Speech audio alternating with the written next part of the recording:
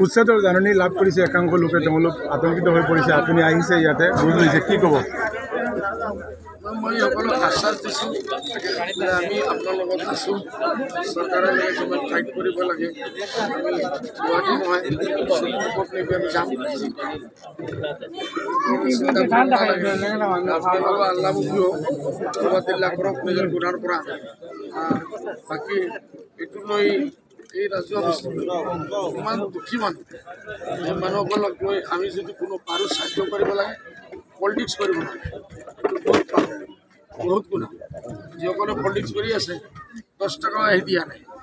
10 টকাৰ আশ্বাসও দিয়া নাই আৰু ঘৰত গৈ মিডিয়াত দি আছে আমি এনেকুৱা কৰিছোঁ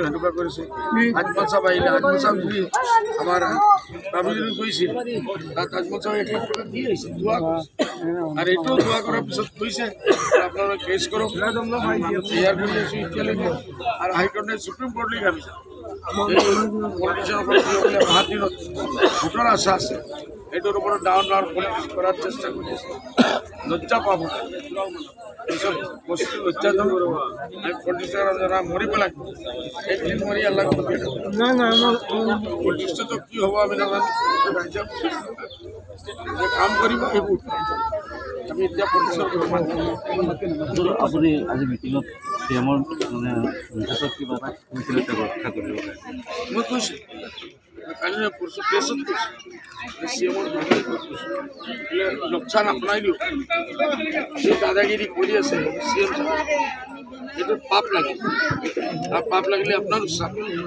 আপুনি আমাৰ স্বামী বুজাক ইমান লৈকে নিছে এই মিয়া মানুহৰ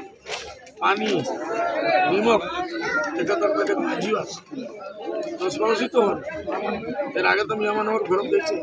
খাইছে থাকিছে একে কাছে পতা শক্তি ইমান জলদি পাহৰি পুলিচ কৰি আছে কৰক আমাৰ কোনো